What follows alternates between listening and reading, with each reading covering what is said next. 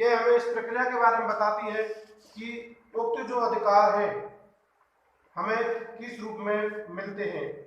देखें, उपधारा 2 में उल्लिखित कोई व्यक्ति इस अधिनियम के प्रारंभ के 3 वर्ष के भीतर, जैसे ये अधिनियम प्रारंभ हुआ उसके 3 वर्ष के भीतर 25 पैसे जो कोर्ट स्टाम्प है, कोर्ट ड्यूटी है, न्यायालय शुल्क है, उसको सहायक न्यायाधीश में, सहायक जिला न्यायाधीश, सहायक जो जिलाधीश है उसके समक्ष आवेदन करेगा जिसकी क्षेत्राधिकार में है। यह घोषणा की जानी प्रार्थना करेगा कि वह धारा 15 की उपधारा 1 में वर्णित अधिकार अर्जित कर लिए हैं। इसके बाद जब हम आगे देखते हैं तो 15 की उपधारा 4 हमें यह बताती है कि आवेदन प्रस्तुत निम्न आधार पर में से किसी भी आधार पर कर सकता है। एक, उसके द्वारा जो संदर्भ भूमि है उसे इस अधिनियम के प्रारंभ के पश्चात किराए पर दी गई थी और उक्त भूमि उसे उपधारा 2 में निर्दिष्ट परिस्थितियों में किसी के आधार पर नहीं दी गई थी। उपधारा 2 हमने जब पढ़ी अधिक अन्न अधिक उपजाऊ किराए वाले मामले पर। नंबर 3, उक्त भूमि जब उसे किराए पर दी गई थी तब वह उन परिस्थितियों से अवगत नहीं कराया गया था, इन परिस्थितियों से अवगत नहीं कराया गया था। धारा 15 की उपधारा 4 का सब क्लॉज डी कि उसने उक्त प्रारंभ के पूर्व कोई चूक या भंग इस प्रकार की जैसी कि उपधारा 2 में वर्णित है नहीं की गई थी। अब जो आगे की प्रक्रिया है धारा 14 के बाद धारा 15 का सब क्लॉज 5, इसमें यह कहा गया है कि सहायक जिलाधीश उपधारा 5 के अंतर्गत आवेदन प्रस्तुत किए जाने पर जो आवेदन आपने 15(3) में प्रस्तुत किया है 3 वर्ष के भीतर सहायक जिलाधीश को, उसको प्रस्तुत किए जाने पर विहित रीति से जांच करेगा और आवेदक को सुनवाई और युक्त अवसर प्रदान करेगा। जो आवेदक है उसको सुनवाई का युक्त अवसर, रीजनेबल टाइम पीरियड उसको प्रदान करेगा और आवेदन पत्र की अस्वीकार नहीं करता है तो यह घोषणा करेगा कि आवेदक अपनी भूमि का उपधारा 1 में अनुसरण में तथा उसके अधीन रहते हुए खातेदार अभिधारी हो गया है।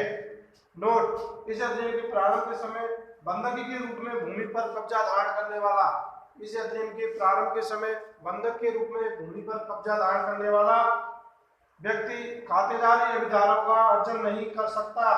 ये विषय ध्यान दें, नोट को समझें। आगे देखते हैं दूसरे प्रकार के अभिधारी, खुद कास्ट के अभिधारी।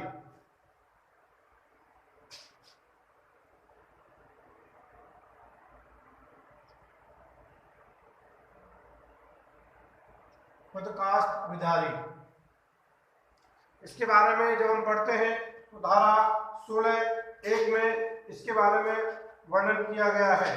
धारा 16(1) खुद कास्ट के अभिधारी जो कि 1956 में अमेंडमेंट द्वारा जोड़ी गई थी। प्रत्येक व्यक्ति इस अधिनियम के प्रारंभ के समय या पश्चात किसी समय राज्य के किसी भाग में भू संपत्ति धारक द्वारा खुद कास्ट विधिवत पट्टे पर दी गई हो या दी जाए खुद कास्ट का अभिधारी होगा। इसको पढ़े, धारा 16(a), ध्यान से सुने इसको।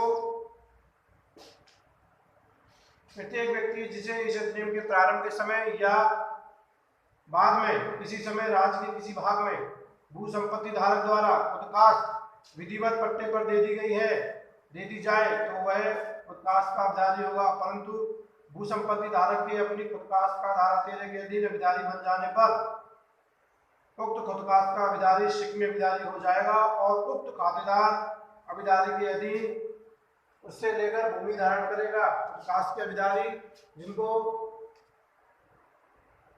भूमि संपत्ति धारक द्वारा खुद कास्ट के रूप में पट्टे पर दी गई है।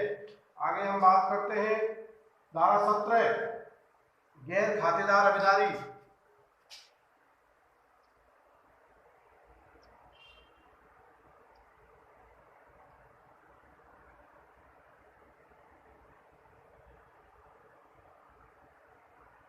जब हम गैर खातेदार अभिधारी के बारे में बात करते हैं तो राज्य के किसी भाग में भूमि का प्रत्येक अभिधारी जो खातेदार अभिधारी खुद कास्ट के अभिधारी या शिकमी अभिधारी से भिन्न है गैर खातेदार अभिधारी कहलाएगा।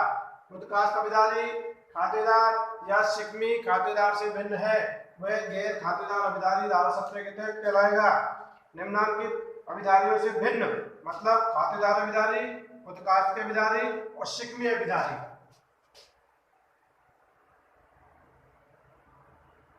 खातेदार अभिदारी, खुदकास्ट अभिदारी और शिकमी अभिदारी से भिन्न व्यक्ति गैर खातेदार अभिदारी होंगे। धारा 17A मालिक,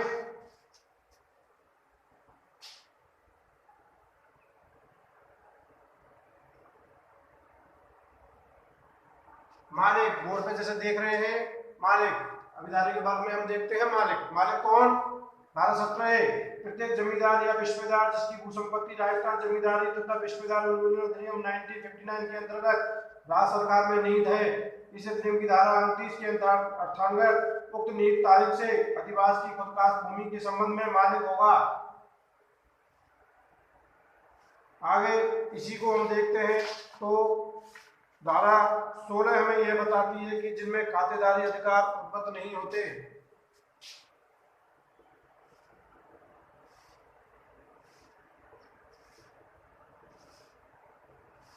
खातेदारी अधिकार जिनमें नहीं मिलते। धारा 16 हमें इस बारे में बताती है कि खातेदार अभिदारी निम्न भूमि पर नहीं मिलते। कैसे देखें आप, इसी अधिनियम या राज्य के किसी भाग में तत्समय प्रयुक्त किसी अन्य विधि या अधिनियमित किसी बात के होते हुए भी खातेदार अधिकार निम्नलिखित भूमि में नहीं होंगे। नंबर 1 गोचर भूमि,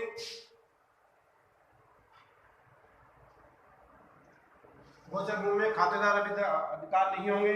नदी तल तालाब की भूमि, आकस्मिक या कभी कभी कृषि के लिए प्रयुक्त भूमि, सिंगाड़ा या सिंगाड़ा फसल करने वाली भूमि,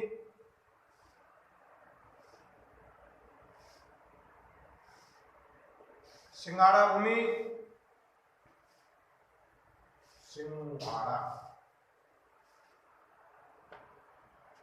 सिंगाड़ा वाली भूमि, भूमि जो बदल बदल कर की जाने वाली कृषि, अस्थायी कृषि के प्रयोग में की जाने वाली भूमि, भूमि जिसमें ऐसे बाग लगे हो कि जिसकी स्वामिनी सरकार हो तथा जिसकी देखभाल राज्य सरकार द्वारा की जाती हो, किसी सार्वजनिक अभिप्राय सार्वजनिक हित के कार्य में प्राप्त की गई धारण की गई भूमि भी, और भूमि जो इस अधिनियम के प्रारंभ के समय पश्चात किसी समय सैनिक पड़ाव स्थलों की नियत की जाए, किसी छावनी की सीमाओं के भीतर स्थित भूमि, इनमें खातेदारी अधिकार उत्पन्न नहीं होते। रेलवे नहर की सीमाबंदी के भीतर की स्थित भूमि, सरकारी वन की सीमाबंदी की भूमि, म्यूनिसिपल खाइयों के स्थल, शिक्षण संस्थानों द्वारा कृषि में शिक्षण के लिए खेल के मैदानों के लिए धारण करने वाली भूमि, सरकार के किसी कृषि फार्म घास के फार्म सीमाओं के भीतर स्थित भूमि, भूमि जो किसी गांव या आसपास के गांव के लिए पीने के पानी के जलाशय के या टाँके में पानी जाने के लिए अलग रखी हो। जिलाधीश की राय में तदर्थ आवश्यक है, लेकिन राज्य सरकार शासकीय राजपत्र में अधिसूचना द्वारा यह घोषणा कर सकती है। राजस्थान सरकार शासकीय राजपत्र में सूचना द्वारा अधिसूचना द्वारा यह घोषणा कर सकती है कि ऐसी कोई भूमि जिसे बदल बदल कर अथवा अस्थायी रूप से कृषि की जाती है, उक्त भूमि के लिए उपलब्ध नहीं रहेगी और उक्त भूमि खातेदारी अधिकार प्रदान किए जाने की निमित्त उपलब्ध होगी। राज्य सरकार ऐसी ही अधिसूचना द्वारा यह घोषणा कर सकती है कि किसी भूमि में जिसमें इस अधिनियम के प्रारंभ के समय स्थान बदल कर अस्थायी रूप से कृषि नहीं की जाती थी, उक्त प्रारंभ के पश्चात किसी भी समय ऐसी तारीख से जो उक्त अधिसूचना में निर्दिष्ट की जाए स्थान बदल कर अस्थायी कृषि के लिए रहेगी, तदनुसार वह भूमि उक्त कृषि के उपलब्ध रहेगी। देखिए हमने आज अभिदारियों के वर्ग और थोड़ा सा यह है कि अभिदारियों के जो प्राथमिक अधिकार हैं वो कौन कौन से हैं। इसी लेक्चर में हम ये करते हैं कि जो अभिदारियों के प्राथमिक अधिकार हैं वो कौन कौन से हैं।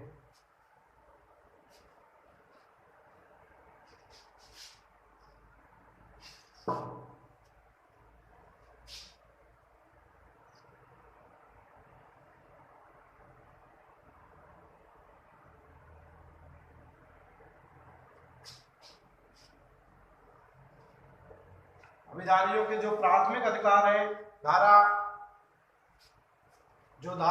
हमें यह बताती है, धारा 31 से लेकर 37 तक इसके बारे में पूरे बारे में रजिस्ट्रीकरण, प्रमाणीकरण, पट्टे, लिखित अधिकार, अवाप्ति के बारे में पूरा बताया गया है। धारा 31 से लेकर 37 तक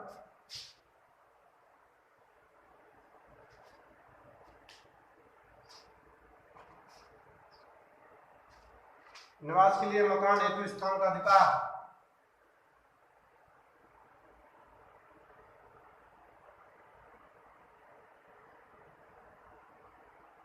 निवास के लिए मकान हेतु स्थान का अधिकार। नंबर 2, लिखित पट्टा एवं उसके प्रतिलेख का अधिकार।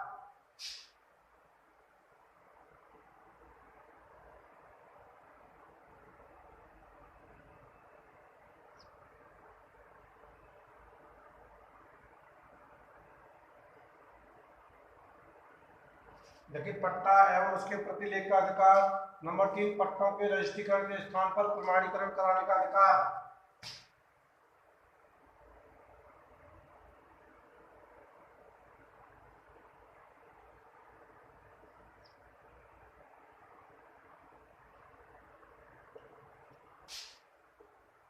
नंबर 4, प्रीमियम एवं बेगार से मुक्ति।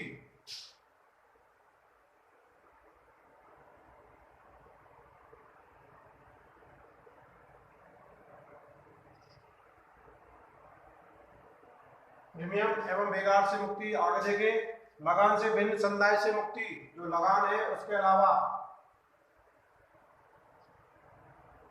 संदाय से मुक्ति।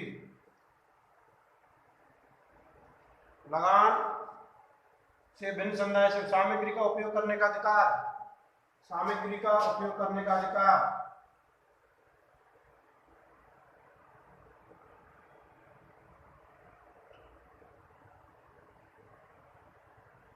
सामग्री का उपयोग करने का अधिकार। जो लास्ट है, नालवट में अधिकारों की अवाप्ति का अधिकार। नालवट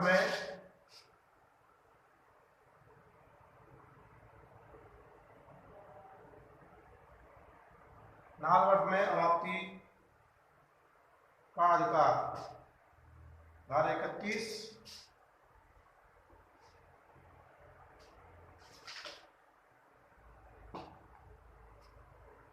33, 32, 33, 34, 35। प्रीमियम 34, 35, 36, 37।